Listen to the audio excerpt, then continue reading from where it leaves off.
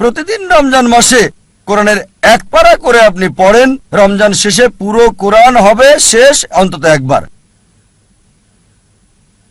যদি সময় সীমিত না হয় হয়তো বলতে পারেন আমি প্রতিদিন করে পড়তে চাই, একটা টার্গেট সেট করলেন, প্রতিদিন পড়বেন আধা পারা বা হতে পারে এক পারা, এভাবে শুরু করলেন। যখন আপনি শুরু করলেন এই পড়াটা আধা পারা বা এক পারা একদিনে, আর জীবনের শেষ দিন পর্যন্ত এভাবে ধারাবাহিক হলেন, আমাদের প্রিয় নবীজি মুহাম্মদ সাল্লাল্লাহু আলাইহি ওয়াসাল্লাম বলেছেন, এটা আছে সহিহ মুসলিম ভলিউম 1 বুক অফ সালাহ অধ্যায় 272 হাদিস নম্বর 1711।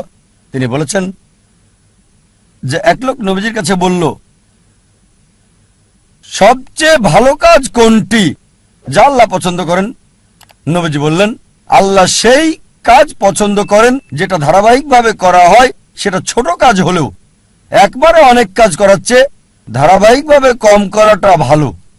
তাই যে কাজটা নিয়মিত করা হয় সেই কাজটা একবারে অনেকগুলো কাজ করাচ্ছে বেশি ভালো। তাই লক্ষ্যটা হতে হবে ইসলামিক। প্রথমটা ইসলামিক, দ্বিতীয়টা সুনির্দিষ্ট প্রাসঙ্গিক, তৃতীয় লাভজনক কল্যাণকর, চতুর্থ তীক্ষ্ণ যথাযথ, পঞ্চম পরিমাপযোগ্য যা মনিটর করা যাবে, ষষ্ঠ হচ্ছে নিয়ত আল্লাহর সন্তুষ্টির জন্য হতে হবে, সপ্তম ধারাবাহিক হতে হবে। আরেকটা উদাহরণ দিচ্ছি, আমরা অনেকে উইলমা রুডলফের ইতিহাস জানি। উইলমা রুডলফ একজন মেয়ে যে শৈশব থেকেই ভয়ানক রোগ পোলিওতে আক্রান্ত ছিল, আর ডাক্তার তার পায়ে ব্রেস লাগিয়ে রাখত। ডাক্তার বলল এই মেয়ে কখনোই হাঁটতে পারবে না। তার মা তাকে উৎসাহ দিত আর বলতো, উইলমা তুমি যা করতে চাও তাই তুমি করতে পারো। এভাবে মা মেয়েকে উৎসাহ দিত। উইলমার বয়স যখন 9 তখন পায়ের ব্রেস খুলে ফেলে সে পৃথিবীর দ্রুততম মানবী হতে চায়। এটা ছিল তার ইচ্ছা, ছিল তার লক্ষ্য। 9 বছর বয়সে ব্রেস খুলে ফেলার পর 13 বছর বয়সে জীবনের প্রথমবারের মতো দৌড়ে অংশগ্রহণ করল সে, এবং পরাজিত, সবার শেষ অবস্থান। তবে তারপরও সে ধারাবাহিক চেষ্টা চালিয়ে যাচ্ছে, হেরে যাচ্ছে, আবার চেষ্টা করছে। একসময় অলিম্পিকে খেলার যোগ্যতা সে অর্জন করেছে। এটা বাস্তব গল্প, কোনো বানানো গল্প না, মনোরঞ্জনের গল্প না। যখন অলিম্পিকে খেলতে আসলো 1960 সালের অলিম্পিকে মহিলাদের 100 মিটার দৌড়ে সে প্রথম হয়েছিল, স্বর্ণপদক পেল। 200 মিটার দৌড়েও মহিলাদের মধ্যে স্বর্ণপদক পেল। সে 400 মিটার দৌড়েও স্বর্ণপদকটা জয় করে নিল। 100 গুণ 4 মহিলাদের মধ্যে 1960 সালের অলিম্পিকে সে 3টি সোনা জিতেছিল এবং ইতিহাস রচনা করেছিল। একজন প্যারালাইজড, একজন অচল মহিলা, পোলিও আক্রান্ত, সে পৃথিবীর দ্রুততম মানবী হল 1960 সালের জন্য। আমরা দেখলাম যে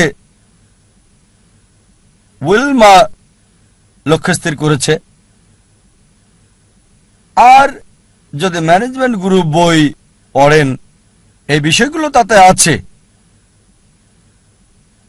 স্মার্ট গোল বইয়ে আছে, বিস্তারিত আমি বলছি না। তবে চলুন দেখি সে কতটুকু মূল টার্গেট পূর্ণ করেছে ইসলামিক ভাবে। প্রথম হচ্ছে লক্ষ্যটাকে ইসলামিক ছিল, লক্ষ্যটাকে কোরআন সুন্নাহ অনুযায়ী ছিল। তার ব্যক্তিগত জীবন জানি না, তবে এটা জানি সে মুসলিম না। স্রষ্টার জন্য করেছিল কিনা সেটাও জানি না। দ্বিতীয় হচ্ছে লক্ষ্যটাকে নির্দিষ্ট, হ্যাঁ নির্দিষ্ট। সে পৃথিবীর দ্রুততম মানবী হতে চেয়েছে।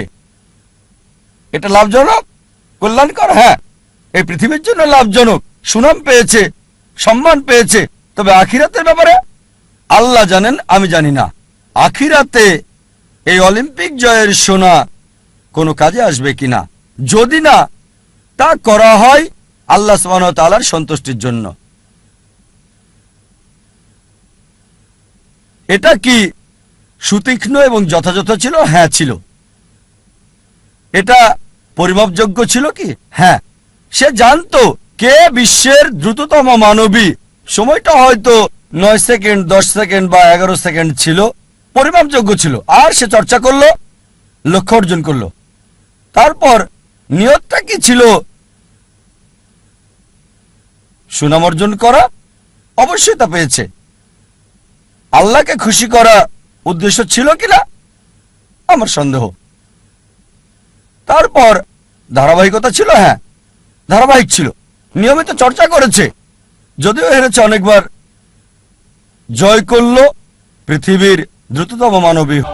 আপনাদের আরেকটা উদাহরণ দিচ্ছি লক্ষ্য নির্ধারণের। ভিন্নতা দেখিয়ে একজন মানুষের উদাহরণটা বলছি আপনাদের। একজন মানুষ যার সম্বল ছিল সামান্য, কিন্তু তিনি লক্ষ্যের চূড়ায় পৌঁছেছেন। যে মানুষ, যে ব্যক্তিটি আমার জীবনকে বদলে দিয়েছেন, শরীরের ডাক্তার থেকে আত্মার ডাক্তার করেছেন, আমি নিশ্চিত আপনারা তাকে চেনেন। তিনি হচ্ছেন শেখ আহমেদ দিদাত। চলুন তার লক্ষ্য নির্ধারণ দেখি। শেখ আহমেদ দিদাত, যদি আপনারা তার জীবনী পড়েন তাহলে দেখবেন যে পড়ালেখা করেছেন 6ষ্ঠ শ্রেণী পর্যন্ত মাত্র। তার কারণ ছিল সাংসারিক অভাব। বাধ্য হয়ে পড়ালেখা ছেড়ে দেন তিনি। 6ষ্ঠ শ্রেণী পাশ করার পর লেখাপড়া ছাড়তে বাধ্য হলেন। সামান্য সম্বল নিয়ে নিজের দেশ ভারত জন্মস্থান ছেড়ে চলে গেলেন দক্ষিণ আফ্রিকায়। তিনি কাজ করতেন সেলসম্যানের, ফার্নিচারের দোকানে দোকানে, ড্রাইভিংও করেছেন তিনি ইত্যাদি। আর দক্ষিণ আফ্রিকায় থাকাকালীন তিনি নিয়মিত খ্রিস্টান মিশনারিদের বিড়ম্বনা শিকার হতেন, যারা বলতো ইসলাম একটা অনুপযোগী ধর্ম, নির্দয় ধর্ম। তারা ইসলামকে আক্রমণ করত। আর যেহেতু হ্যারাসমেন্টের শিকার, তার মনে একটা ইচ্ছা আসলো, ইসলামের বিরুদ্ধে সব অভিযোগের আমি উত্তর দিতে চাই সেই সব খ্রিস্টান মিশনারিদের। এই খ্রিস্টান মিশনারিদের ইসলামের বিরুদ্ধে বলার উপযুক্ত জবাব দিতে চাই। চিন্তা করেন, 6ষ্ঠ শ্রেণী পর্যন্ত পড়া একজন মানুষ। তবে অবশ্যই আল্লাহর উপর ভরসা ছিল। তিনি চেষ্টা করেছেন। একটা বই তাকে বেশ নাড়া দিয়েছিল। ঘরের মধ্যে ময়লা জমে থাকা একটা বই, এই বইটা তাকে নাড়া দিয়েছে, যেটার নাম ইজারুল হক, সত্যের প্রকাশ, লেখক মাওলানা রহমতুল্লাহ কিরানবী। আর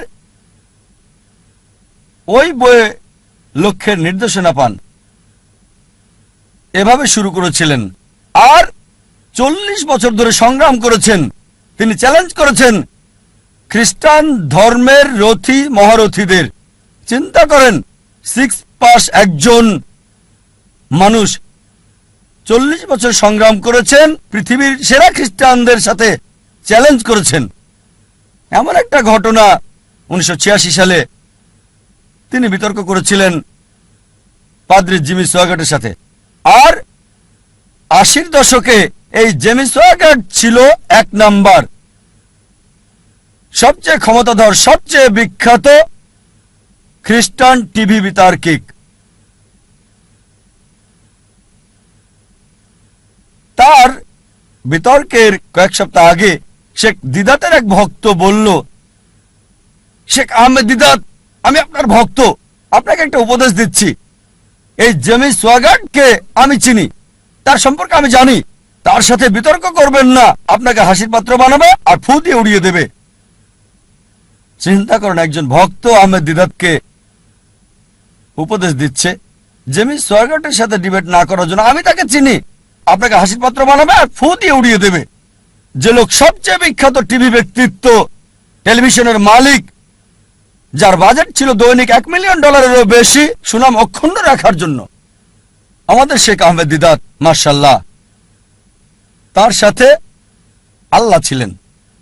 তিনি ইউএসএতে গেলেন, ওই খ্রিস্টান মিশনারির শহরে, সে যে দেশে খুবই বিখ্যাত, তিনি গেলেন, বিতর্ক করলেন, আর আলহামদুলিল্লাহ সুম্মা আলহামদুলিল্লাহ আল্লাহর সাহায্যে তিনি টেবিলটাকে উল্টে দিলেন। চিন্তা করেন, একজন মানুষ সামান্য পুঁজি নিয়ে, স্কুলও পাশ করেননি, গ্রাজুয়েশন তো দূরের কথা, চ্যালেঞ্জ করেছেন খ্রিস্টান সম্প্রদায়ের প্রধান নেতাদেরকে। তারপর থেকে তিনি সবচেয়ে বড় বাধা বিশ্ব খ্রিস্টান নেতাদের জন্য, খ্রিস্টান মিশনারিদের জন্য। একা একজন মানুষ শেখ আহমেদ দিদাত আল্লাহ সুবহানাহু ওয়া তাআলার সাহায্যে সমগ্র খ্রিস্টানদের চ্যালেঞ্জ করেছেন।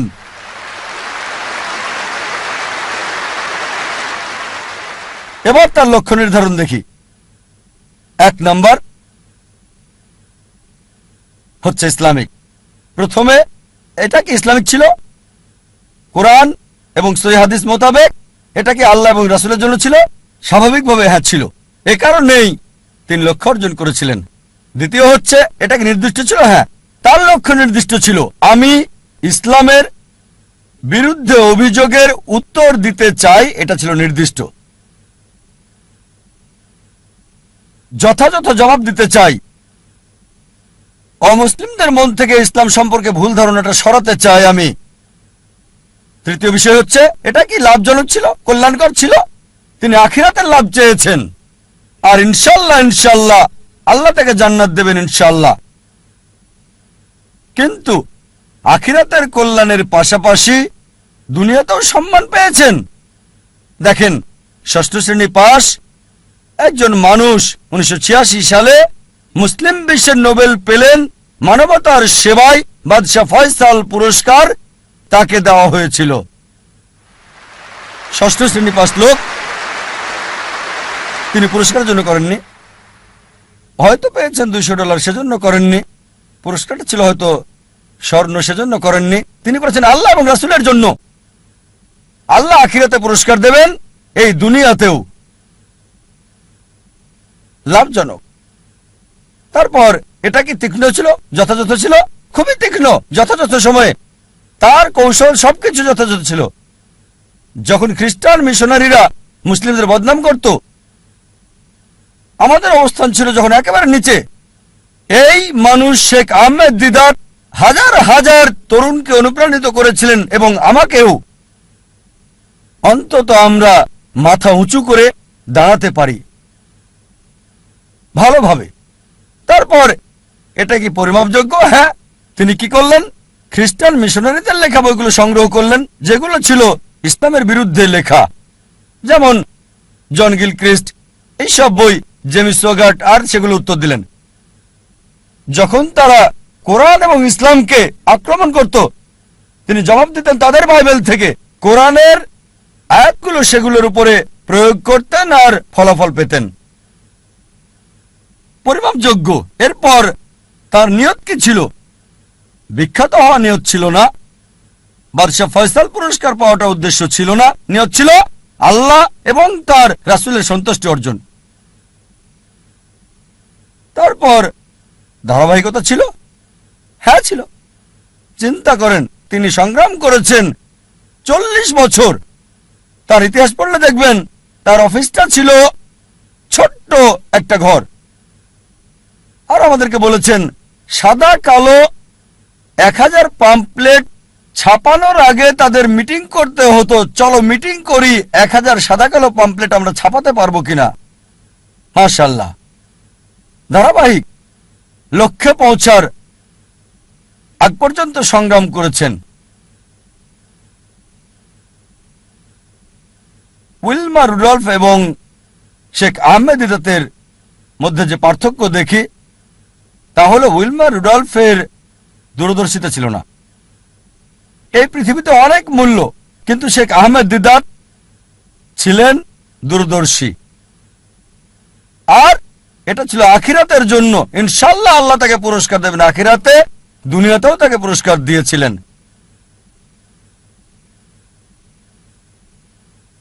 আমাদের অনেকে জানে না জীবনের উদ্দেশ্যটা কি।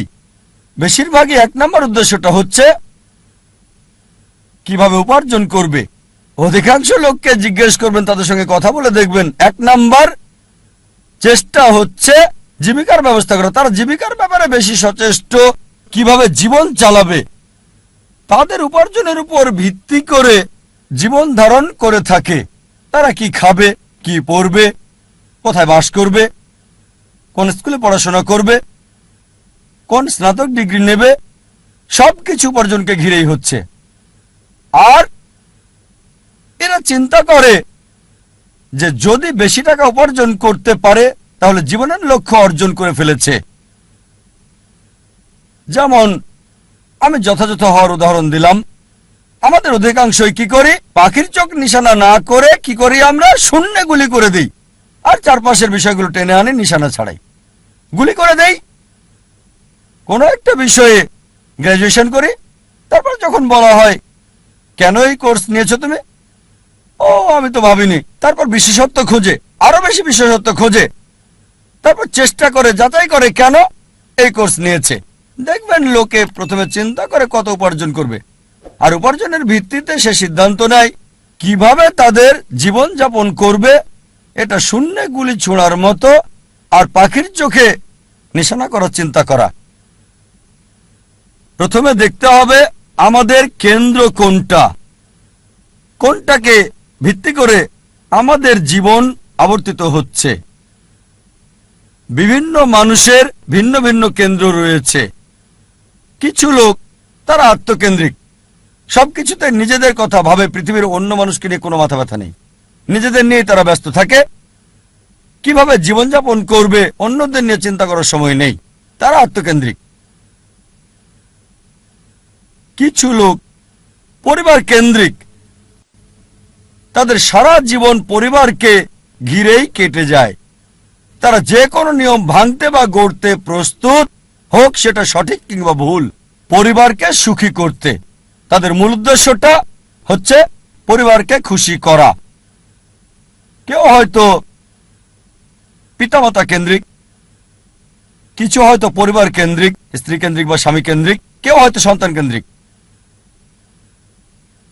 দেখবেন কিছু লোক পিতামাতাকে খুশি করার জন্য যে কোনো কিছু করতে পারে। তাদের জীবনের সব নিয়ম কানুন পিতামাতার পছন্দ অপছন্দের ভিত্তিতে হয়। আল্লাহ কোরআনে বলেছেন, সূরা লুকমান অধ্যায় 31 আয়াত 14, যে আমি মানুষকে নির্দেশ দিয়েছি পিতামাতার সাথে সদ্ব্যবহার করতে। অনেক কষ্ট সহ্য করে মাতাকে গর্ভে ধারণ করেছে, অনেক কষ্ট সহ্য করে তাকে জন্ম দিয়েছে। ঠিক তারপরে আয়াত সূরা লুকমান অধ্যায় 31 আয়াত 15 বলছে, যদি তোমার পিতামাতা চেষ্টা করে, জিহাদ করে, চেষ্টা আর সংগ্রাম করে তোমাকে বাধ্য করে আল্লাহ সুবহানাহু ওয়া তাআলা ছাড়া অন্য কারো ইবাদত করতে, যে বিষয়ে তোমার কোনো জ্ঞান নেই, তাদের মানবে না, তবে তাদের সাথে থাকো ভালোবাসা আর মমতা দিয়ে। তার মানে আমাদের স্রষ্টা বলেছেন পিতামাতাকে ভালোবাসতে, মানতে হবে, কিন্তু স্রষ্টার বিরুদ্ধে যেতে বললে, আল্লাহ এবং তার চূড়ান্ত নবীর বিরুদ্ধে যেতে বললে তাদের মানবে না। তারপরও তাদেরকে ভালোবাসো, সহানুভূতি দাও। সীমানা আছে। কিছু মানুষ স্বামী বা স্ত্রী কেন্দ্রিক, তারা স্ত্রীদেরকে খুশি করতে চায় বা স্বামীদেরকে খুশি করতে চায়। আর ধরেন কারো স্ত্রী খুবই দামি ডায়মন্ড নেকলেস চাইল, তার দেওয়ার সামর্থ্য নেই। সে কি করলো? ভিক্ষা করলো, ধার করলো বা চুরি করলো, আর ওই ডায়মন্ডের নেকলেসটা স্ত্রীর জন্য কিনে আনলো। তার লক্ষ্য স্ত্রীকে খুশি করা। কিছু লোক সন্তান কেন্দ্রিক, সন্তানদের খুশি করতে চায়। অনেক সময় দেখা যায় হয়তো কারো ছেলে বিদেশে গিয়ে লেখাপড়া করতে চায়, সে যে বিষয়ে ভর্তি হতে যাচ্ছে সেটা অপ্রয়োজনীয়, এটা তাকে দুনিয়াতেও সাহায্য করবে না, আখিরাতেও সাহায্য করবে না। তারপর কারণ ছেলে বিদেশে পড়তে চায়, এই লোক সম্পত্তি বন্ধক রাখে এবং ছেলেকে আমেরিকাতে পাঠায় আর বলে আমার ছেলে তো আমেরিকায় পড়ছে, যদিও তার লক্ষ্যটা হচ্ছে সে ছেলেকে আমেরিকাতে পড়াবে। আসলে উদ্দেশ্যটা কি? জীবনটা কোন কেন্দ্রিক? কিছু লোক যারা হচ্ছে সমাজ কেন্দ্রিক, আমরা জানতে চাই আমাদের পরিবারের বাইরের লোকজন কি চিন্তা করে, এভাবে পুরো জীবনটা সমাজ কেন্দ্রিক হয়ে যায়। কিছু লোক প্রতিবেশী কেন্দ্রিক, প্রতিবেশীর সাথে প্রতিযোগিতায় লিপ্ত। একটা গল্প মনে পড়ে গেল। একসময় একজন ফেরেশতা এসে এক লোককে বলল, আমি তোমার উপর খুশি, তুমি যা চাইবে আমি তোমাকে তাই দেব, তবে একটা শর্ত, যা তুমি চাইবে আমি তোমাকে সব দেব, তবে তোমার প্রতিবেশীকে দেব তার দ্বিগুণ। লোকটা বলল, একটা রোলেক্স ঘড়ি আমার চাই। ফেরেশতা তাকে রোলেক্স ঘড়ি দিয়ে দিল। প্রতিবেশী দুটো রোলেক্স ঘড়ি পেল। লোকটি বলল, একটা মার্সিডিজ গাড়ি আমার চাই। ফেরেশতা তাকে মার্সিডিজ গাড়ি দিল। প্রতিবেশীকে দুটো মার্সিডিজ দিল। লোকটি বলল, একটা সুন্দর বড় বাংলো চাই। ফেরেশতা তাকে সুন্দর বড় বাংলো দিল। তার প্রতিবেশীকে দেওয়া হলো দুটো সুন্দর বড় বাংলো। লোকটি পরে বলল, দয়া করে আমার শেষ ইচ্ছাটা তুমি পূরণ করে দাও। কি সেটা?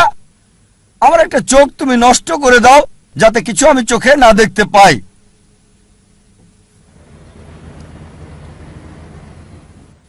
চিন্তা করেন, সে তার নিজের চেয়ে প্রতিবেশীকে নিয়ে বেশি ব্যস্ত। তার জীবন সহজ কিন্তু জটিল সেটা ভাবছে না সে। প্রাচুর্য কি দারিদ্রতা যাই থাকুক, সে বেশি চিন্তিত তার প্রতিবেশীর চেয়ে ভালো জীবন যাপন করা নিয়ে। এ কারণেই সে ফেরেশতাকে বলল, আমার একটা চোখ নষ্ট করে দাও, যাতে প্রতিবেশীর দুটো চোখই নষ্ট হয়ে যায়। এভাবে আমরা প্রতিবেশী কেন্দ্রিক। নিজে সুখী কিনা ভাবছে না, দেখতে পারবে কিনা সেটাও ব্যাপার না। যেহেতু প্রতিবেশী সম্পূর্ণ অন্ধ হবে, তাই একটা চোখ হারাতে কোনো আপত্তি নাই। প্রতিবেশী কেন্দ্রিক। কিছু লোক বন্ধু কেন্দ্রিক, কিছু আবার শত্রু কেন্দ্রিক। তারা বেশি চিন্তিত তার শত্রু কি করছে সেটা নিয়ে। শত্রু কি চিন্তা করছে আমার ব্যাপারে তা নিয়ে পরিকল্পনা করে। শত্রু যদি এটা করে আমি ওটা করব। সব সময় সারা জীবন চিন্তা করে এভাবে শত্রুরা কি করছে। এটা আপনি পাবেন বিভিন্ন ক্ষেত্রে। ব্যবসায়ী চিন্তা করছে তার শত্রুর ব্যাপারে, ছাত্র চিন্তা করছে শত্রুর ব্যাপারে। তারা যা চিন্তা করে তার প্রতিরোধ চিন্তা করে। শত্রু যা চিন্তা করছে তার প্রতিরোধমূলক চিন্তা। বেশিরভাগ সময় তারা কাটায় শত্রুর মোকাবেলার চিন্তা করে। তাদেরকে একটা সুন্দর শান্তির উপদেশ দিতে চাই, যা আমি অনুসরণ করি। যদি কেউ আপনার দিকে পাথর ছুঁড়ে মারে, নিজেকে এতটা উঁচুতে নিয়ে যান যাতে পাথর আপনাকে ছুঁতে না পারে। কেউ আপনার দিকে ঢিল ছুঁড়ে মারলে নিজেকে এমন উঁচুতে নিয়ে যান যাতে পাথর আসতে না পারে। তাহলে প্রতিযোগিতার প্রশ্ন আসবে কি করে?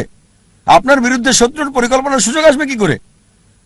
আরেকটা উপদেশ, যদি কেউ ইট ছুঁড়ে মারে আপনার দিকে, সেই ইট দিয়ে ঘর তৈরি করেন আপনি। স্কুলে শিখতাম মার্শাল আর্ট, কেরাতি, জুডো। যদি বড় কেউ আপনাকে ধাক্কা দেয়, কি করতে হবে? সাইড স্টেপ নিতে হবে। তার শক্তি কাজে লাগিয়ে তাকে ফেলতে হবে, তার শক্তির ব্যবহার। কেউ যখন আপনাকে ইট মারবে, সেই ইট দিয়ে ঘর তৈরি করেন। কিছু লোক সুনাম কেন্দ্রিক। তারা সুনাম চায়, মূল উদ্দেশ্য খ্যাতি পাওয়া। যে কোনো অনৈতিক কাজ করতে প্রস্তুত, নিয়মকানুন বিসর্জন দিতে পারে। কিছু লোক তারা হচ্ছে ভোগবাদী। তারা সম্পদ কেন্দ্রিক। সব সময় চিন্তা করে অর্জন কি, কত সম্পদ করেছে, তারা কি পড়ে। আর এটা কমন, খুবই কমন মানুষের মধ্যে, বিশেষ করে ধনীদের মধ্যে। বন্ধুদের সাথে দেখা হলে গল্প শুরু করে, কোন ব্র্যান্ডের ঘড়ি পরেছো, এটা কি ট্যাগ হিওর, নাকি ওমেগা? ও এটা রোলেক্স। ফিতাটা কিসের? আয়রনের নাকি চামড়ার? বেসালটা কি? ও কোন ধরনের ডাল? Gold plated diamond stud? ও কারুকাজ করা পার্টি ফিলিপ। ধনী লোকদের অধিকাংশেরই এটা একটা ঘড়ি থাকে না, অনেকগুলো ঘড়ি। আর চিন্তা করে, ঠিক আছে আজকে এই ঘড়িটা পরলাম, পরের দিন পরবো না বন্ধুদের কাছে যাওয়ার সময়। এভাবে চিন্তা করে সময় পার করে কোন অনুষ্ঠানে কোনটা পরবে। একইভাবে এরা গাড়ির ব্যাপারেও কথা বলে। তোমারটা কি গাড়ি? BMW, Mercedes, Porsche, Rolls Royce, Maybach, Bentley, designer. এভাবে সময় কাটায়, প্রায় করে থাকে, যেহেতু এটা তাদের আইডেন্টিটি। এই ঘড়ি না পড়লে তাদের কে চিনবে? এই গাড়িতে না চড়লে, মার্সিডিজ বা বিএমডব্লিউতে না চড়লে তাদের কে চিনবে? এটা আইডেন্টিটি। বড় শহরগুলোতে দেখবেন লোকদের কমন চিত্র। ধনী লোকদের দেখবেন তারা কথা বলে, আপনার ঘড়ি কি, কোন শিপের মালিক, উঁচু লেভেলে কোন জেটের মালিক, আমার ব্যক্তিগত জেট আছে, কতগুলো ইঞ্জিন। লোকজন হয়তো ভাববে আমি কিভাবে এসব খুঁটিনাটি জানি ঘড়ির ব্র্যান্ডের ব্যাপারেও। আপনারা জানেন আমার পেশা, আলহামদুলিল্লাহ, সৌভাগ্য বা দুর্ভাগ্য, আমি যে পেশায় আছি আমি সব শ্রেণীর লোকদের সাথে মিশি, একেবারে ভিখারি থেকে রাজা পর্যন্ত। আল্লাহ আমাকে দয়া করেছেন, ভালো অথবা মন্দ আমি চারপাশের লোকদের সাথে মিশি, ভিখারি থেকে রাজা পর্যন্ত।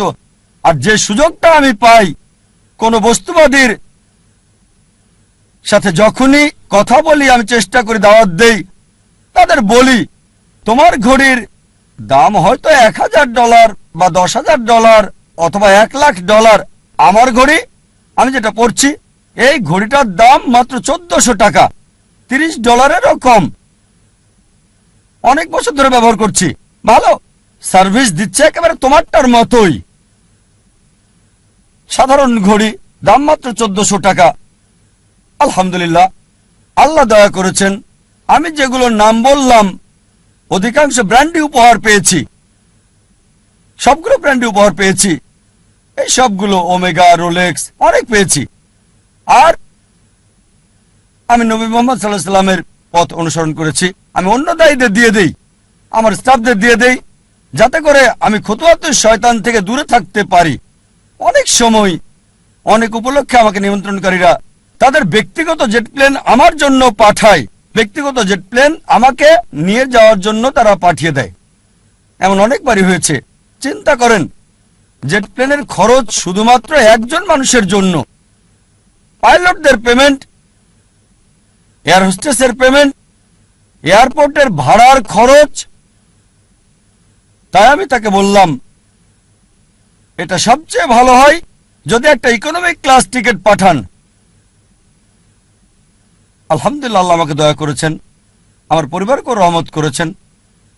মাশাআল্লাহ, এই সব গাড়ি কিনতে পারবো, ফার্স্ট ক্লাসে ভ্রমণ করতে পারি, আলহামদুলিল্লাহ।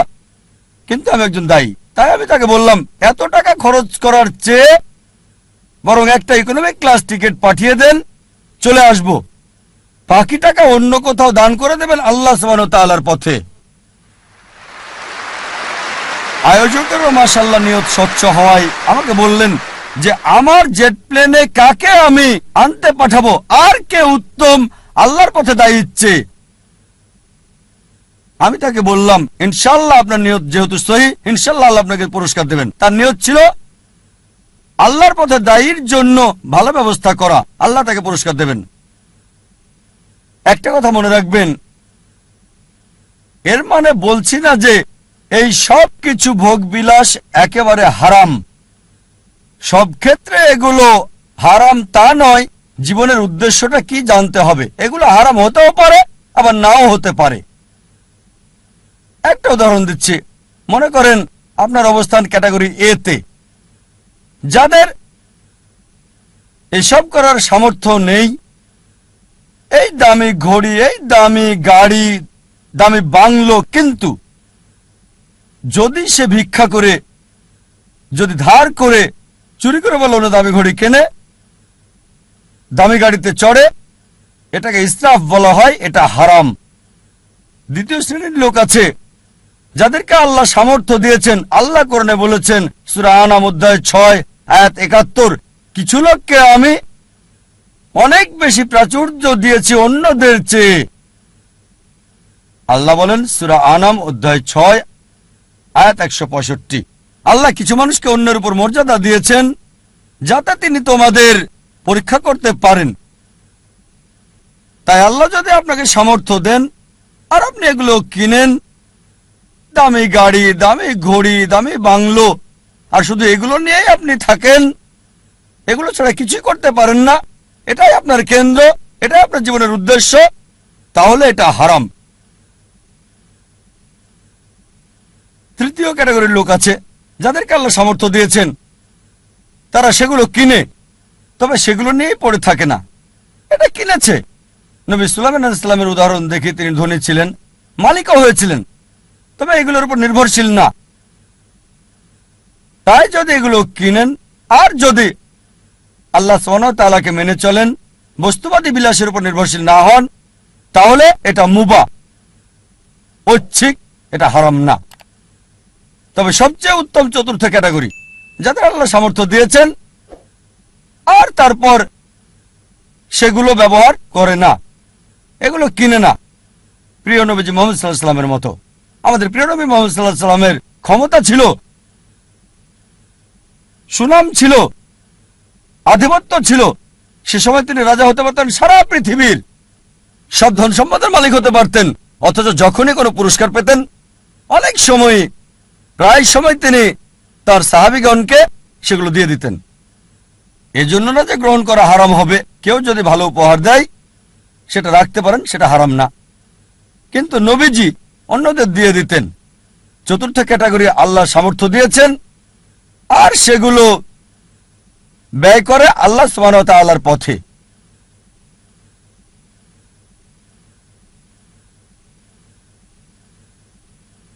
আমাদের গন্তব্য নির্ধারণ করতে হবে, আমাদের কেন্দ্র কোনটি। মানবজাতির জন্য সবচেয়ে গুরুত্বপূর্ণ গন্তব্য আল্লাহ কেন্দ্রিক হতে হবে। তার উদ্দেশ্য, তার লক্ষ্য হতে হবে আল্লাহ সুবহানাহু ওয়া তাআলা এবং সর্বশেষ চূড়ান্ত নবী মুহাম্মদ সাল্লাল্লাহু আলাইহি ওয়াসাল্লাম। আর বিশ্বাস করেন, আল্লাহ কেন্দ্রিক হলে আপনার নিজেকে অবহেলা করতে হবে না, পরিবারকে অবজ্ঞা করতে হবে না, আপনার সমাজকেও না। আল্লাহ কেন্দ্রিক হলে আল্লাহ বলেছেন নিজের যত্ন নাও, রাতে ঘুমাও। আল্লাহ বলেছেন পরিবারের দেখাশোনা করতে। পিতামাতার ব্যাপারে আল্লাহ বলেছেন সূরা ইসরা অধ্যায় 17 আয়াত 23 ও 24 যে আল্লাহ নির্দেশ দিচ্ছেন তাকে ছাড়া কারো ইবাদত করবে না, পিতামাতার সাথে সদ্ব্যবহার করবে, যদি তাদের একজন বা উভয়ই বার্ধক্যপনীত হয় বিরক্তি প্রকাশ করবে না, এমনকি উফ শব্দটা করবে না। বিনীতভাবে কথা বলো, দয়ার ডানা মেলে দাও, আর দোয়া করো হে আল্লাহ তাদের অনুগ্রহ করো যেভাবে তারা আমাকে শৈশবে লালন করেছেন। তার মানে যদি আল্লাহ কেন্দ্রিক হন, পিতামাতাকে ভালোবাসতে হবে, সম্মান করতে হবে, মান্য করতে হবে। যদি তারা আল্লাহ এবং রাসূলের বিরুদ্ধে যায় সেক্ষেত্রে মানবে না, তারপরও ভালোবাসা সহানুভূতি থাকতে হবে। সূরা লোকমান অধ্যায় 31 আয়াত 14 এবং 15। যদি আল্লাহ কেন্দ্রিক হন তার মানে এই না যে স্ত্রীর খোঁজ খবর নেবেন না। একটা হাদিস আছে প্রিয় নবীজি মুহাম্মদ সাল্লাল্লাহু আলাইহি সাল্লামের, আহমদ ইবনে হাম্বল, হাদিস নাম্বার 7396। আমাদের নবীজি মুহাম্মদ সাল্লাল্লাহু আলাইহি সাল্লাম বলেছেন মুমিনদের মাঝে সেই সবচেয়ে উত্তম যে তার পরিবারের সাথে ভালো, বিশেষ করে স্ত্রীর সাথে। আল্লাহ কেন্দ্রিক হলে পরিবারকে অবহেলা করতে হবে না, সমাজকে অবহেলা করতে হবে না। আল্লাহ বলেন সূরা মাউন অধ্যায় 107 আয়াত 1 থেকে 7 যে প্রতিবেশীর হক আদায় করো, প্রতিবেশীকে সাহায্য করো। প্রিয় নবী মুহাম্মদ সাল্লাল্লাহু আলাইহি সাল্লাম বলেছেন, এই হাদিসটা আছে সহিহ বুখারীতে ভলিউম 1 বুক অফ ফেথ হাদিস নাম্বার 13 যে সে কখনোই পূর্ণ মুমিন নয় যদি তার ভাইয়ের জন্য তা পছন্দ না করে যা সে নিজের জন্য করে থাকে। তার মানে অন্যদেরও দেখাশোনা করতে হবে। তাই আল্লাহ কেন্দ্রিক হওয়া মানে এই না যে সবকিছুকে অবহেলা করে ভিখারির মতো জীবনযাপন করতে হবে। তবে কেন্দ্র হবে আল্লাহ। আল্লাহ যদি সম্পদ দেন, সেই সম্পদকে আল্লাহর রাস্তায় ব্যয় করেন। আল্লাহ সুনাম দিলে আল্লাহর রাস্তায় সেটা ব্যয় করতে হবে। আল্লাহ আপনাকে গুণ দিলে, আল্লাহ আপনাকে অনুগ্রহ দিলে আল্লাহর রাস্তায় সেটাকে ব্যয় করেন। সবচেয়ে বড় উদাহরণ, রোল মডেল, যে মানুষটি সম্পূর্ণভাবে আল্লাহ কেন্দ্রিক ছিলেন, সর্বশেষ এবং চূড়ান্ত নবী মুহাম্মদ সাল্লাল্লাহু আলাইহি সাল্লাম। আমাদের প্রিয় নবী মুহাম্মদ সাল্লাল্লাহু আলাইহি সাল্লাম সবচেয়ে বড় উদাহরণ। তিনি সবকিছুতে আল্লাহ কেন্দ্রিক ছিলেন। আর তিনি শুধু মুসলিম জাতির জন্যই আসেননি, সমগ্র মানব জাতির জন্য রহমত স্বরূপ। আল্লাহ কোরআনে বলেন সূরা আম্বিয়া অধ্যায় 21 আয়াত 107, ওয়ামা আরসালনাকা ইল্লা রাহমাতাল লিল আলামিন, আমি তো তোমাকে অবশ্যই সমগ্র মানব জাতির রহমত হিসেবে প্রেরণ করেছি, সমগ্র সৃষ্টির রহমত হিসেবে, সমগ্র পৃথিবীর জন্য রহমত। একজন মানুষের জন্য সবচেয়ে ভালো উদাহরণ, যার জীবনের সবচেয়ে ভালো উদ্দেশ্য ছিল। মানব জাতির সবচেয়ে বড় উদাহরণ একজন মানুষের জন্য, বর্বর জাতিকে যিনি মানব জাতিতে রূপান্তরিত করেছেন, যে মানুষটা মানব জাতিকে বদলে দিয়েছিলেন। আর ইতিহাস পড়লে ঘন্টা দিন একসাথে বলে যেতে পারবেন। মুসলিমরা কি বলছে সেটা বাদ দেন, নবীজি মুহাম্মদ সাল্লাল্লাহু আলাইহি সাল্লাম সম্পর্কে শত শত অমুসলিমের কথার উদ্ধৃতি দিতে পারবেন, যারা নবীজির প্রশংসা করেছেন। এখানে কয়েকটা উদাহরণ দিচ্ছি।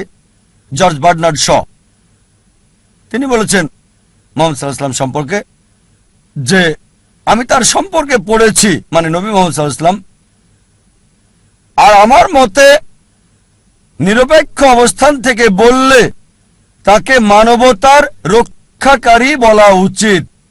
George Bernard Shaw. Thomas Carlyle বিখ্যাত ঐতিহাসিক ছিলেন।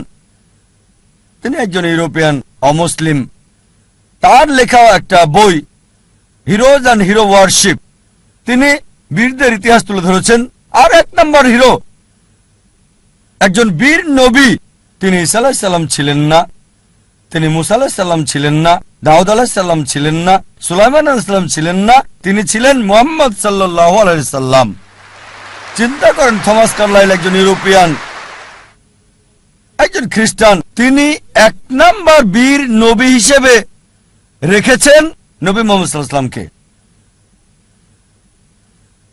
আমরা লা মার্টিনের কথা বলতে পারি। লা মার্টিন ছিলেন বিখ্যাত ঐতিহাসিক। তিনি ফরাসি, বই লিখেছেন দ্য হিস্টোরি অব দ্য টক্স। তিনি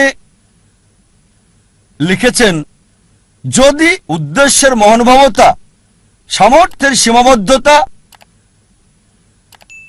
আর অসাধারণ ফলাফল, এই তিনটি বিষয় একজন ব্যক্তির মহত্ব নির্ণয়ের মাপকাঠি হয়, আধুনিক ইতিহাসে কাউকে পাওয়া যাবে না যে নিজেকে তুলনা করবে নবী মুহাম্মদ সাল্লাল্লাহু আলাইহি সাল্লামের সাথে। উদ্দেশ্যের মহানুভবতা, সামর্থ্যের সীমাবদ্ধতা আর অসাধারণ ফলাফল, এই তিনটি বিষয় হচ্ছে একজন মানুষের মহত্ব যাচাইয়ের মাপকাঠি। মানব ইতিহাসে এমন কাউকে দেখি না আধুনিক ইতিহাসে যে মুহাম্মদ সাল্লাল্লাহু আলাইহি সাল্লামের কাছাকাছি যাবে। তারপর আরো লিখেছেন, মানব জাতির সকল গুণাবলীতে কোন মানুষই নিজেকে নবী মুহাম্মদ সাল্লাল্লাহু আলাইহি সাল্লামের সাথে তুলনা করতে পারবে না। মাইকেল এইচ হার্ট, বিখ্যাত ঐতিহাসিক, একটা বই লিখেছেন, মানব ইতিহাসে সবচেয়ে প্রভাবশালী 100 ব্যক্তি, আদম আলাইহিস সালাম থেকে শুরু করে বর্তমান সময় পর্যন্ত। আর এক নম্বর অবস্থানে রেখেছেন নবী মুহাম্মদ সাল্লাল্লাহু আলাইহি সাল্লামকে। মানব ইতিহাসে সবচেয়ে প্রভাবশালী মানুষ আদম আলাইহিস সালাম থেকে শুরু করে বর্তমান পর্যন্ত নবী মুহাম্মদ সাল্লাল্লাহু আলাইহি সাল্লাম। আর লিখেছেন তিনি, আমার পছন্দ মুহাম্মদ সাল্লাল্লাহু আলাইহি সাল্লামকে এক নম্বরে রাখা দেখে অনেক মানুষই এটা মানতে চাইবেন না, অনেকেই স্বীকার করতে চাইবেন না, অনেক মানুষই এটা মানতে চাইবেন না। তবে যে কারণে আমি নবী মুহাম্মদ সাল্লাল্লাহু আলাইহি ওয়াসাল্লামকে 1 নম্বরে রেখেছি তা হলো তিনি ইতিহাসের একমাত্র ব্যক্তি যিনি ধর্মীয় ক্ষেত্রে সফল মানুষ ছিলেন, পাশাপাশি অন্যান্য ক্ষেত্রেও।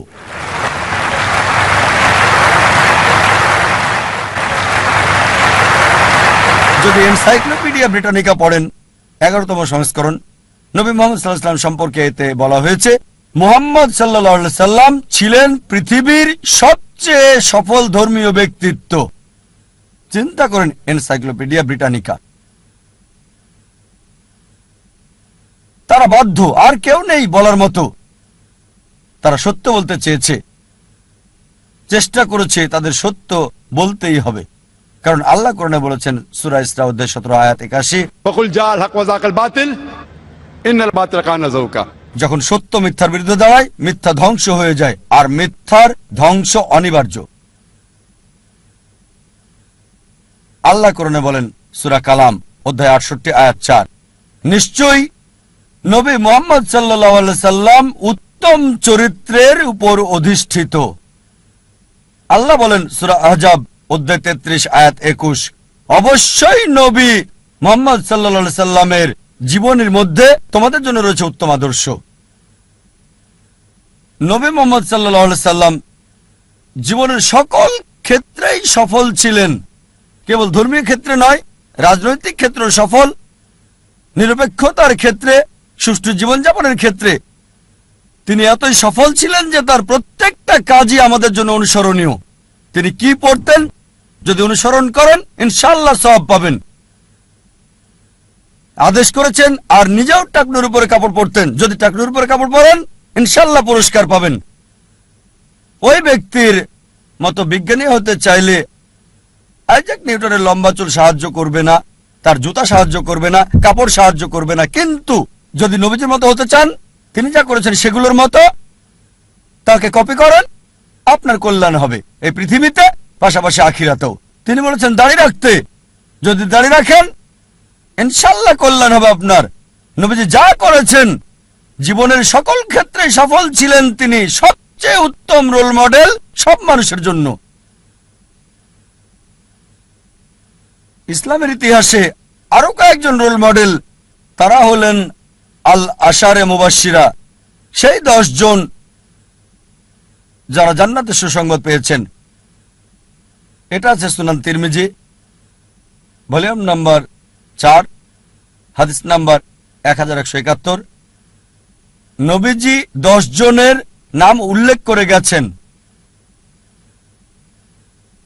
আবু বকর সিদ্দিক, ওমর বিন আল খাত্তাব, উসমান বিন আফফান, আলী ইবনে আবি তালিব, তালহা বিন উবাইদুল্লাহ, জুবাইর বিন আওয়াম, আব্দুর রহমান বিন আউফ, সাদ বিন আবি ওয়াক্কাস, সাদ বিন জায়েদ, আবু উবাদা ইবনে আল জারাহ।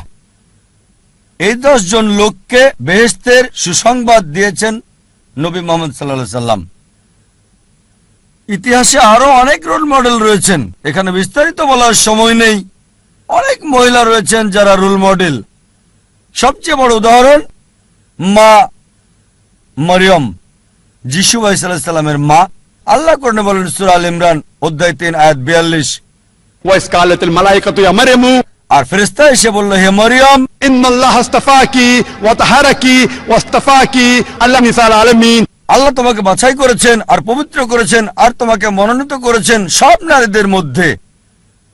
মরিয়ম আলাইহিস সালাম, তাকে মনোনীত করা হয়েছে পৃথিবীর সব নারীদের মধ্যে। এছাড়াও আসিয়ার কথা বলা যায়, আল্লাহ তাকে শান্তিতে রাখুন, ফিরাউনের স্ত্রী ছিলেন। আল্লাহ বলেন সূরা তাহরিম অধ্যায় 66 আয়াত 11, তিনি আল্লাহ সুবহানাহু ওয়া তাআলার কাছে দোয়া করেছিলেন, হে আমার প্রতিপালক, আমার জন্য একটি গৃহ নির্মাণ করো জান্নাতে তোমার কাছে, আর আমাকে উদ্ধার করো ফিরাউন এবং তার সকল প্রকার দুষ্কর্ম থেকে। তার মানে তিনি দোয়া করেছিলেন জান্নাতে একটু স্থান চান আল্লাহ সুবহানাহু ওয়া তাআলার কাছে তার সমস্ত ধন সম্পদের বিনিময়ে। সেই সময়ে সবচেয়ে ধনী লোকের স্ত্রী ছিলেন তিনি, সে সময়ে সবচেয়ে ক্ষমতাধর মানুষ ছিল ফিরাউন। খাদিজা রাদিয়াল্লাহু আনহার কথা বলা যায়, নবীজি সাল্লাল্লাহু আলাইহি সাল্লামের প্রথম স্ত্রী তিনি। ফাতিমা রাদিয়াল্লাহু আনহার কথা বলা যায়, নবীজি সাল্লাল্লাহু আলাইহি সাল্লামের কন্যা। এরা ছিলেন মহিলাদের জন্য রোল মডেল। আমরা সেরা দম্পতির উদাহরণ দিতে পারি, উত্তম স্বামী এবং স্ত্রী নবী মুহাম্মদ সাল্লাল্লাহু আলাইহি সাল্লাম এবং বিবি খাদিজা রাদিয়াল্লাহু আনহা। সবচেয়ে খারাপ দম্পতির উদাহরণ আছে, খারাপ স্বামী এবং খারাপ স্ত্রী, আবু লাহাব এবং তার স্ত্রী। আল্লাহ বলেন সূরা আল-লাহাব অধ্যায় 111 আয়াত 3, তারা দুজনেই আগুনে জ্বলবে। ভালো স্বামী এবং খারাপ স্ত্রীর উদাহরণ রয়েছে। আল্লাহ বলেন সূরা তাহরীম অধ্যায় 66 আয়াত 10, লূত আলাইহিস সালাম এবং নূহ আলাইহিস সালামের স্ত্রীদের মধ্যে এর উদাহরণ রয়েছে। তারা ছিলেন সৎকর্মশীল এবং আল্লাহ সুবহানাহু ওয়া তাআলার অনুগত, কিন্তু তাদের স্ত্রীরা তাদেরকে মানত না। আল্লাহ এই সমস্ত স্ত্রীকে দোজখে দেবেন। ভালো স্ত্রী এবং খারাপ স্বামীর উদাহরণ রয়েছে। আমি আগে বলেছি আসিয়া, আল্লাহ তাকে শান্তিতে রাখুন, ফিরাউনের স্ত্রী।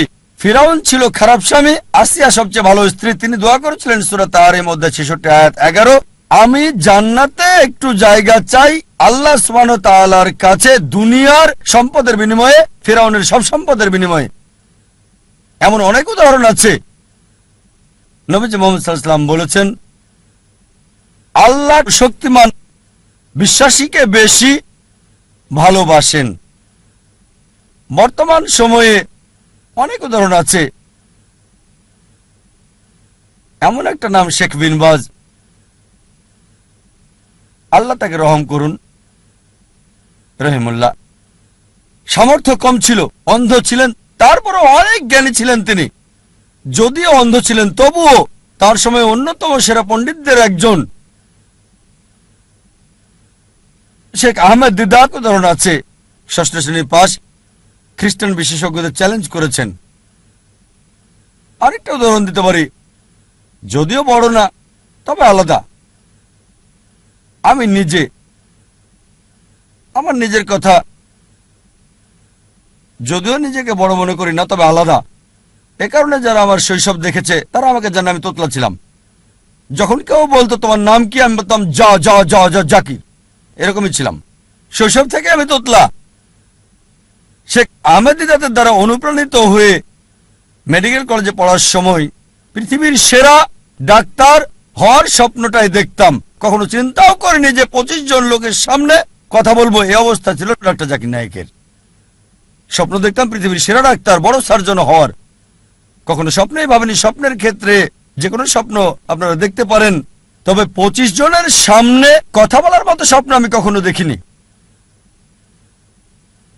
আলহামদুলিল্লাহ, আল্লাহ সুবহানাহু ওয়া তাআলার সাহায্যে শেখ আহমেদ দিদাতের দ্বারা অনুপ্রাণিত হয়ে এখন আল্লাহর ভৃত্য অনুগত, মাশাআল্লাহ। কথা বলি শত শত, হাজার হাজার, লাখ লাখ লোকের সামনে, মাশাআল্লাহ। এখানে দেখতে পাচ্ছেন 1 লাখেরও বেশি। শেখ আহমেদ দিদাতের দ্বারা অনুপ্রাণিত হয়ে ইসলামিক রিসার্চ ফাউন্ডেশন প্রতিষ্ঠা করলাম। বক্তা হওয়ার জন্য না, বক্তা তৈরি করার জায়গা করেছি। রাজা হতে পারবো না, রাজা তৈরি করবেন। আমি বক্তা হতে পারবো না, তাই বক্তা তৈরির জন্য অর্গানাইজেশন করেছি। আল্লাহর পরিকল্পনা ছিল, প্রথম বক্তা কথা বলতে পারছিলেন না, আমি বাধ্য হয়ে মঞ্চে গেলাম। আর বুঝতে পারলাম দাওয়ার কাজ করছি, অমুসলিমদের সাথে মুখে জড়তা নেই।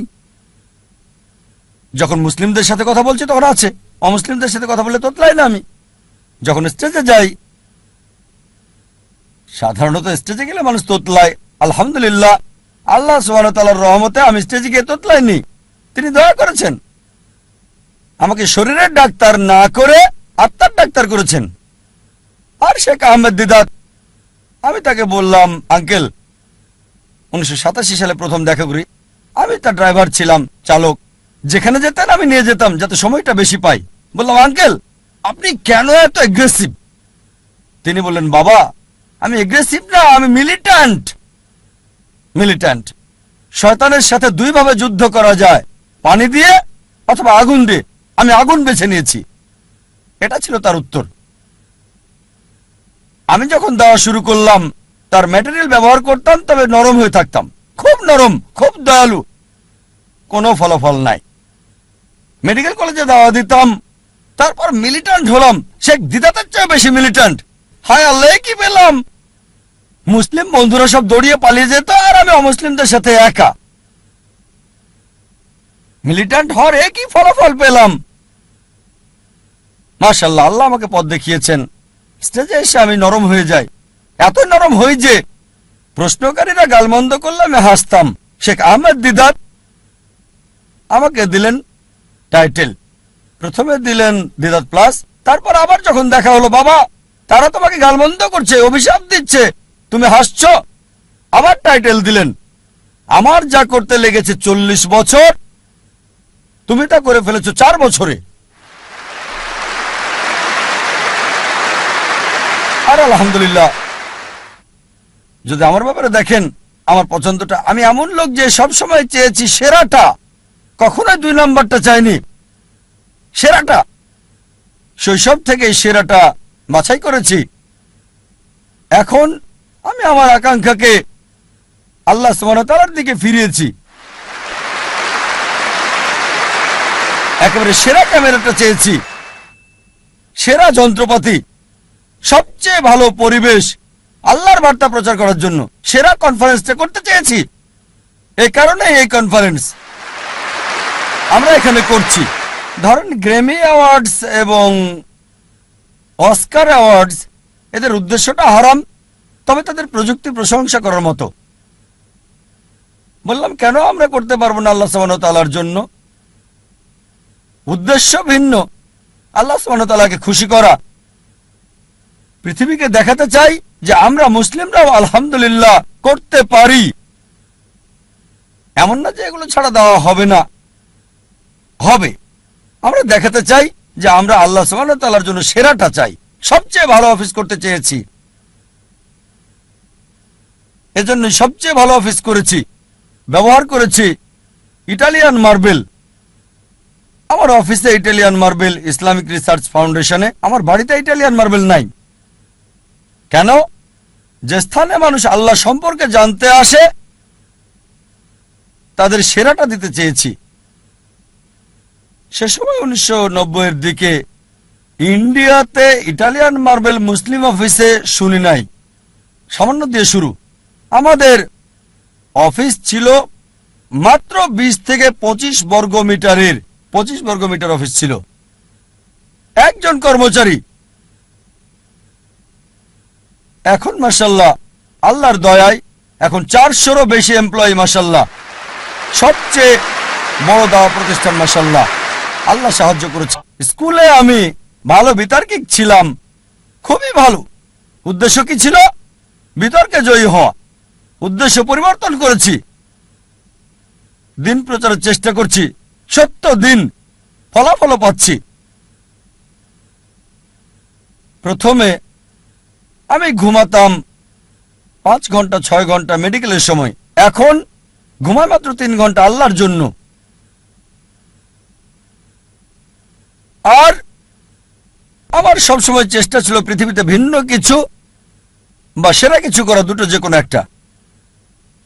মাশাআল্লাহ একটা ভিন্ন চ্যানেল শুরু করলাম তুলনামূলক ধর্মতত্ত্বের উপর। আল্লাহ এটাকে পৃথিবীর সবচেয়ে জনপ্রিয় চ্যানেল করেছেন, 100 মিলিয়নেরও বেশি দর্শক মাশাআল্লাহ। এর 2 বছর পর চালু করেছি নতুন চ্যানেল পিস টিভি উর্দু। গত কনফারেন্সে ঘোষণা করেছিলাম ইনশাআল্লাহ জুন অথবা জুলাইয়ের মধ্যে চালু করব নতুন চ্যানেল, এবং আল্লাহ সাহায্য করেছেন। 19 জুন চালু করেছি নতুন চ্যানেল পিস টিভি উর্দু। ইনশাআল্লাহ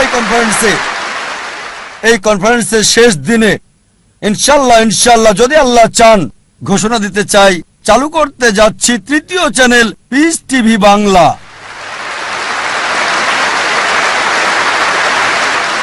কারণ বাংলা ভাষা মাশাআল্লাহ শত শত মানুষ বাংলায় কথা বলে, এটা দরকার। আমার ইচ্ছা সব ভাষায় এরকম ইসলামিক চ্যানেল চালু করা। তবে আল্লাহ যদি চান রমজানের পর ইনশাআল্লাহ আগামী বছর 2010-এ ইনশাআল্লাহ যদি আল্লাহ চান, আল্লাহ যদি সাহায্য করেন, আল্লাহর সাহায্যে 3য় চ্যানেল চালু করব পিস টিভি বাংলা ইনশাআল্লাহ। আরেকটা আশা ছিল চ্যানেলের পাশাপাশি একটা স্থান থাকবে যেখানে মানুষকে জীবনের আসল লক্ষ্যের শিক্ষা দেওয়া হবে। তাই স্কুল চালু করেছি, ইসলামিক ইন্টারন্যাশনাল স্কুল। উদ্দেশ্য আল্লাহ সুবহানাহু ওয়া তাআলার সন্তুষ্টি।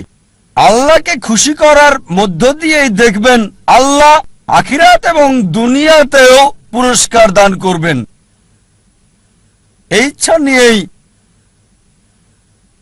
স্কুল চালু করেছি যে ইনশাআল্লাহ ইসলামিক ইন্টারন্যাশনাল স্কুলের প্রত্যেকটা ছাত্র, বোম্বেতে 400-এরও বেশি, চেন্নাইয়ে 250-এর বেশি, ইনশাআল্লাহ তাদের সবাই 100 গুণ বেশি ভালো পাবে শিক্ষা এবং পরিবেশ জাকির নায়েকের চেয়ে। এটা আল্লাহর হাতে। তিনি জাকির নায়েক বানাবেন কি তারও বেশি। তবে আমাদের উদ্দেশ্য তাদের ভিত্তি করে দেওয়া, ফাউন্ডেশন দেয়া, যেখানে 100 গুণ ভালো সেবা পাবে, ট্রেনিং পাবে, ভিডিও পাবে, পরিবেশ জাকির নায়েকের চেয়ে। এটা আল্লাহর হাতে, তিনি বানাবেন কিনা। একটা উদাহরণ দিচ্ছি আমি। আমার ছেলে ফারিক নায়েক, আপনারা চেনেন, মাশাআল্লাহ। আপনাদের বলেছিলাম গতকালের আগের দিনের লেকচারে, আমি ভাষা হিসেবে আরবি জানি না। আমি বলেছি আমার ছেলেকে আরবি শেখাবো ইনশাআল্লাহ। লুগা ফুসা স্কুলের সব ছাত্রকে শিখিয়েছি মাশাআল্লাহ। আমার ছেলে যখন স্কুল শুরু হয় মাশাআল্লাহ, সে ছিল সেরা খেলোয়াড়, ট্রফি পায়। একবার না, দুইবার না, তিনবার না, চারবার না, টানা 5 বার পেয়েছে সে। আমার আনন্দ হয়, ভালোও লাগে, কারণ সে অভ্যস্ত। যখন আমি স্কুলে ছিলাম, যখন স্কুলে পড়তাম, আমিও চাইতাম প্রথম হতে, স্বর্ণপদক পেতে, যেটা ছিল আমার উদ্দেশ্য। দেখবেন তরুণরা 100 মিটার দৌড়ে প্রথম হয়, স্কুলে কখনো গোল্ড মেডেল পায়নি। যখন কলেজে গেলাম তখন মাশাআল্লাহ বুঝতে পারলাম যে আমি বড় দৌড়বিদ, আর গোল্ড মেডেলও পেলাম মেডিকেল কলেজে 10 কিলোমিটার। তখন আমার মনে হলো গোল্ড মেডেল অপ্রয়োজনীয়। ভালো, দেখতে ভালো, গোল্ড মেডেল আসলে কি? 10 কিলোমিটার লোকজন দেখে, আসলে বড় কিছু না। তারপর শেখ আহমেদ দিদাতকে দেখলাম, এই মানুষটি আমার লক্ষ্যকেন্দ্র পরিবর্তন করেছে। আর এভাবে মাশাআল্লাহ তিনি আমাকে বললেন, বাবা, আমি খ্রিস্টান ধর্ম এবং ইসলামের উপর গবেষণা পড়াশোনা করেছি, তুমি অন্যগুলো পড়ে দেখো। খ্রিস্টান ধর্মের সবকিছু প্লেটে সাজানো খাবার মতো, শেখ দিদাত এগুলোকে পাত্রে সাজানো খাবার মতো করে রেখেছে, কেকের মতো। আহমেদ দিদাতের বই পড়লে পোপদের সাথে বিতর্ক করতে পারবেন। তারপর আমি হিন্দু ধর্ম, শিখ ধর্ম, জৈন ধর্ম, বিজ্ঞান, অন্যান্য বিষয়ে পড়লাম। মাশাআল্লাহ শেখ দিদাতের লেকচার দর্শক দেখে অভিভূত আমি। সবচেয়ে বেশি দর্শক হয়েছিল বার্মিংহামে, 12,000 মানুষ ছিল। মাশাআল্লাহ, আল্লাহ সুবহানাহু ওয়া তাআলা মাশাআল্লাহ তিনি রাস্তা খুলে দিয়েছেন। আল্লাহর সাহায্যে মাশাআল্লাহ আমার ছেলে কোরআনে হাফেজ হয়েছে 13 বছর বয়সে। একটা ব্যতিক্রম, 1 বছরে সপ্তাহে 5 দিন, অসাধারণ। লোকজন বলে জাকির ক্রেজি, প্রতিদিন 1 ঘন্টা, সপ্তাহে 5 দিন, বছরে 9 মাস, অসম্ভব। আমাদের স্কুলের অধিকাংশ ছাত্রছাত্রী 2.5 বছর থেকে 4 বছরে হেফজ শেষ করে। তাদের মধ্যে একজন আমার ছেলে। তারপর সে ব্ল্যাক বেল্ট পেল তাইকোন্ডোতে। তবে যে বিষয়টা আমাকে বেশি আনন্দ দিয়েছে সেটা হচ্ছে তার পাবলিক লেকচার। 8 বছর বয়সে ছোট লেকচার, 10 মিনিট, 15 মিনিট, 50,000, 1 লাখ দর্শকের সামনে আমার লেকচারের আগে। আর আমি প্রথম লেকচার দেই, পাবলিক লেকচার, 27-28 বছর বয়সে। লোকজন বলতো, ও এত কম বয়সে 28 বছর। আমিও ভাবতাম 28 বছর। শেখ দিদাত 60-70-এ, আমি 28 বছরে। আমি খুব খুশি। আর আমার ছেলে প্রথম দীর্ঘ পাবলিক লেকচার, যেটা 1 ঘন্টা 15 মিনিটেরও বেশি, 119টা উদ্ধৃতি, 56টা কোরআন থেকে, 52টা বাইবেল থেকে, আর 11টা হাদিস আরবি সহ, মাত্র 14 বছর বয়সে, আমার অর্ধেক। আমি খুবই আনন্দিত। মাশাআল্লাহ 1 ঘন্টা 15 মিনিট, 119টা উদ্ধৃতি, কোনো নোট ছাড়া। এই বছর মাশাআল্লাহ আবার লেকচার দিয়েছে। এই গত সপ্তাহের রোববারে লেকচারটা দিয়েছে, এই রোববারে আবারও দিয়েছে। Misconception about Islam, concept of god, ইনশাআল্লাহ ইনশাআল্লাহ আল্লাহ সুবহানাহু ওয়া তাআলার কাছে দোয়া করি যেন তার প্রচেষ্টাকে কবুল করেন। সব সময় বলি, আমার ছেলেকে বলি, আল্লাহ তোমাকে সামর্থ্য দিয়েছেন, তবুও তোমার চাহিদাকে ছোট করে রাখো, চাহিদা কম করে রাখো। কেন? তোমার এই প্রাচুর্য নাও থাকতে পারে। তোমার উদ্দেশ্য হচ্ছে দাওয়া। আর আল্লাহ তাআলা কোরআনে বলেছেন সূরা ফুসিলাত 41 আয়াত 33, ومن أحسن قولا ممن دعا إلى الله وعمل صالحا وقال إنني من المسلمين। তার কথার চেয়ে কার কথা উত্তম যে মানুষকে আল্লাহর দিকে আহ্বান করে আর বলে আমি মুসলিমদেরই একজন। কেন বলে আমার মনে আছে বিয়ের সময় স্ত্রীকে বললাম যে আমি একজন ডাক্তার, মাসে তোমাকে 4000 টাকা হয়তো দিতে পারবো। 4000 টাকা $100 কম। আমি 4000 টাকা প্রতি মাসে দিতে পারবো। যদি বিয়ে করতে চাও তাহলে আমাকে বিয়ে করতে পারো। মাশাআল্লাহ, সে কলেজের টিচার ছিল, যা বলেছিলাম তার চেয়ে বেশি আয় করত। সেও দায়ী ছিল। মাশাআল্লাহ, তাই ছেলেকে বলি চাহিদা কম করে রাখতে। যেমন যদি ফ্লোরে ঘুমিয়ে অভ্যস্ত থাকে, সমস্যা মোকাবেলায় যদি আত্মত্যাগ করতে হয় তাহলেও দাওয়া চালিয়ে যাওয়া সহজ হবে। বিলাসিতায় অভ্যস্ত থাকলে আর প্রাচুর্য শেষ হয়ে গেলে তোমার দাওয়ার কাজ চালিয়ে যেতে পারবে। মাশাআল্লাহ, আমি দেখেছি আমার ছেলে 7 স্টার হোটেলে ফ্লোরে শুয়ে ঘুমিয়েছে। অল্প বয়সে শিক্ষা দিতে হয়, সংগ্রামের মোকাবেলা করতে শিখবে। সোনার চামচ মুখে দেবে না যা আল্লাহ সুবহানাহু ওয়া তাআলার উদ্দেশ্যের দিকে তাকে বাধা দেবে। আমি লেকচার শেষ করতে চাই। জীবনের উদ্দেশ্য অর্জনের বিষয়গুলোকে সাজিয়ে আপনার জীবনের বিভিন্ন স্তরে কোন দিকে আছেন সেটা দেখতে হবে। 6টা পয়েন্ট দেওয়ার আগে আরেকটা কথা বলি। যখন লোকজন আমাদের স্কুলে বাচ্চা ভর্তি করে, আমি তাদের জিজ্ঞেস করি উত্তম সময় কোনটা, ভালো সময় কোনটা আপনার সন্তানের ভবিষ্যৎ নিয়ে চিন্তা ভাবনার, কোনটা ভালো সময় আপনার সন্তানের ভবিষ্যৎ কি হবে, সে কি করবে। অনেকে বলেন যখন সে কলেজে যায়, কেউ বলেন না যখন স্কুলে ভর্তি হয়, কেউ বলে না যখন কিন্ডারগার্টেনে ভর্তি হয়। কেউই এর আগের সময়টার কথা বলে না। ইসলামিক ব্যবস্থায় সবচেয়ে উত্তম হচ্ছে সন্তানের ভবিষ্যৎ নিয়ে ভাবতে হবে যখন জীবন সঙ্গী বাছাই করবেন। যখন জীবন সঙ্গী বাছাই করবেন সেই সময় ভাবতে হবে সন্তানকে কি বানাতে চান।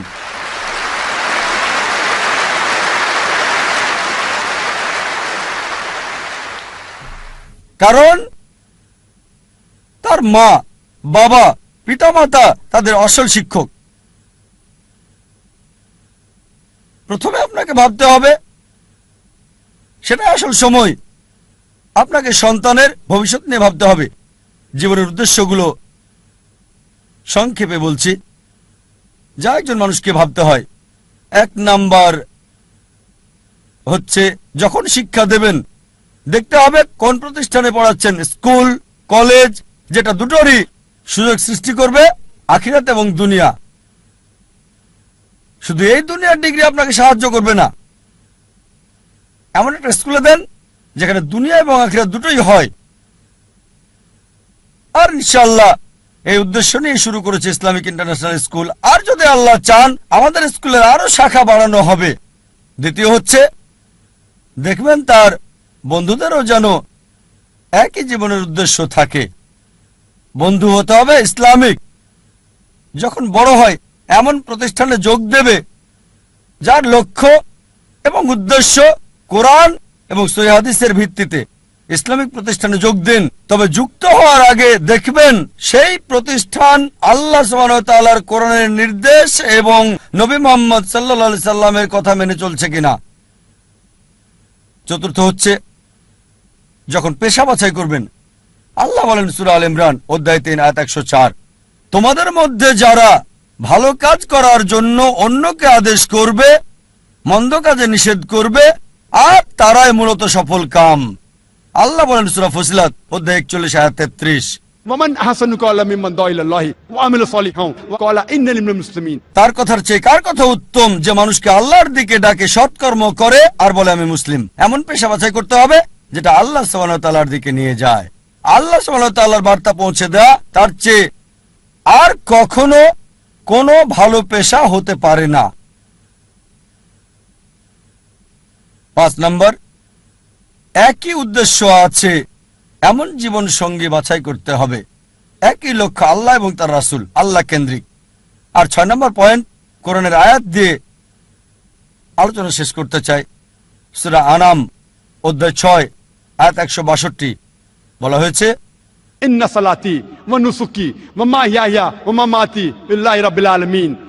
আমার নামাজ, আমার কুরবানি, আমার জীবন, আমার মৃত্যু আল্লাহর জন্য, বিশ্ব ব্রহ্মাণ্ডের মালিকের জন্য। ওয়া আখিরু দাওয়ানা আনিল হামদুলিল্লাহি রাব্বিল আলামিন।